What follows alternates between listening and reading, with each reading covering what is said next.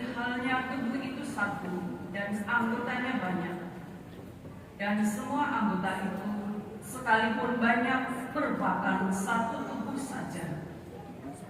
Demikian pula Kristus. Sebab kita semua, baik orang Yahudi maupun orang Yunani, baik budak maupun orang merdeka, telah dibaptis dalam satu roh menjadi satu tubuh, dan juga diberi minum dari satu roh. Karena tubuh pun tidak terdiri atas satu anggota saja, tetapi atas banyak anggota. Andai kata kaki berkata, "Karena aku bukan tangan, aku tidak termasuk tubuh." Benarkah ia tidak termasuk tubuh?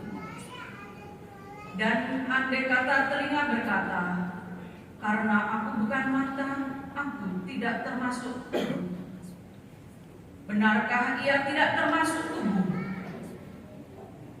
Andai kata tubuh seluruhnya mata, di manakah pendengaran? Andai kata seluruhnya telinga, di manakah penciuman? Tetapi Allah telah memberikan kepada semua anggota masing-masing secara khusus suatu tempat pada tubuh seperti yang dikehendakinya. Andai kata semuanya adalah satu anggota, di manakah tubuh? Memang ada banyak anggota, tetapi hanya satu tubuh. Jadi mata tidak dapat berkata kepada tangan, "Aku tidak membutuhkan engkau." Dan kepala tidak dapat berkata kepada kaki, "Aku tidak membutuhkan engkau." Justru anggota tubuh yang tampaknya paling lemah malah paling dibutuhkan. Kepada anggota-anggota tubuh yang menurut pandangan kita kurang terhormat, kita berikan penghormatan khusus. Dan terhadap anggota-anggota kita yang tidak elok, kita berikan perhatian khusus. Hal ini tidak dibutuhkan oleh anggota-anggota kita yang elok. Allah telah menyusun tubuh kita begitu rupa, sehingga kepada anggota-anggota yang tidak mulia diberikan penghormatan khusus, supaya jangan terjadi pepercahan dalam tubuh, tetapi supaya anggota-anggota yang berbeda itu saling memperhatikan. Karena itu, jika satu anggota menderita, semua anggota turut menderita. Jika satu anggota dihormati, semua anggota turut bersuka cita. Kamu semua adalah tubuh Kristus, dan masing-masing adalah anggotanya. Dan Allah telah menetapkan beberapa orang dalam jemaat. Pertama sebagai rasul, kedua sebagai nabi, ketiga sebagai pengajar. Selanjutnya ia menetapkan juga mereka yang mendapat karunia untuk mengadakan mukjizat, untuk menyembuhkan, untuk melayani, untuk memimpin, dan untuk berkata-kata dalam bahasa roh.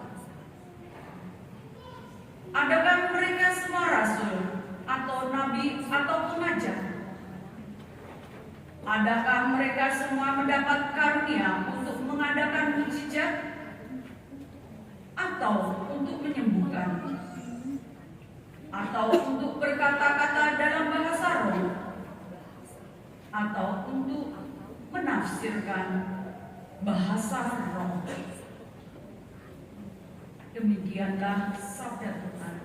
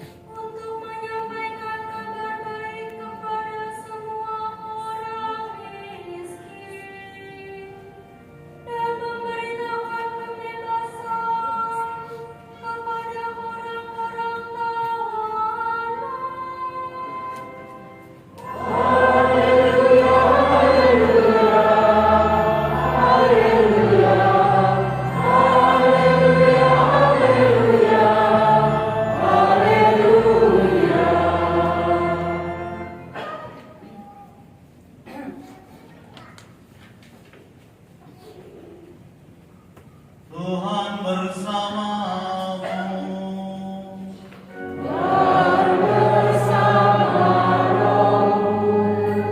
Inilah Injil suci menurut Lukas.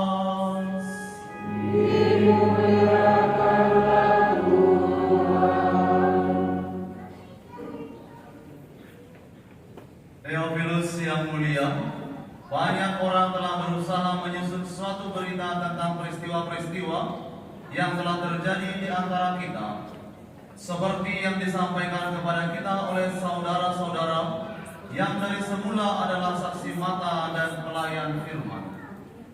Karena itu, setelah menyelidiki segala peristiwa itu dengan seksama dari awal mulanya, aku mengambil keputusan untuk membukukannya dengan teratur bagimu. Dengan demikian, engkau dapat mengetahui bahwa segala sesuatu yang diajarkan kepadamu sungguh benar. Sesudah dicobai iblis di padang gurun dalam kuasa roh, kembalilah Yesus ke Galilea. Lalu tersiarlah kabar tentang dia di seluruh daerah itu. Selama di situ, ia mengajar di rumah-rumah ibadat dan semua orang memuji dia. Yesus datang ke Nazaret, tempat ia dibesarkan. Menurut kebiasaannya, pada hari Sabat ia masuk ke rumah ibadat, lalu berdiri hendak membaca dari kitab suci.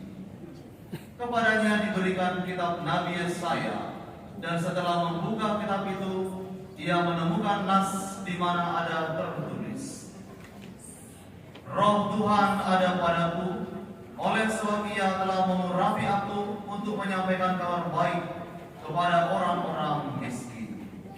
Ia telah mengutus aku untuk memberitakan pembebasan kepada orang-orang tawanan, penglihatan bagi orang-orang buta, untuk membebaskan orang-orang yang tertindas, untuk memberitakan bahwa tahun rahmat Tuhan telah datang. Kemudian Yesus menutup kitab itu, mengembalikannya kepada pejabat, lalu duduk.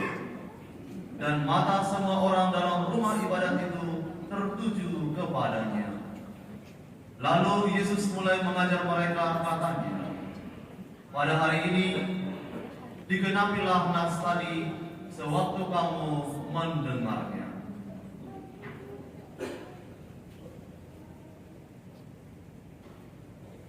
Demikianlah sabda Tuhan.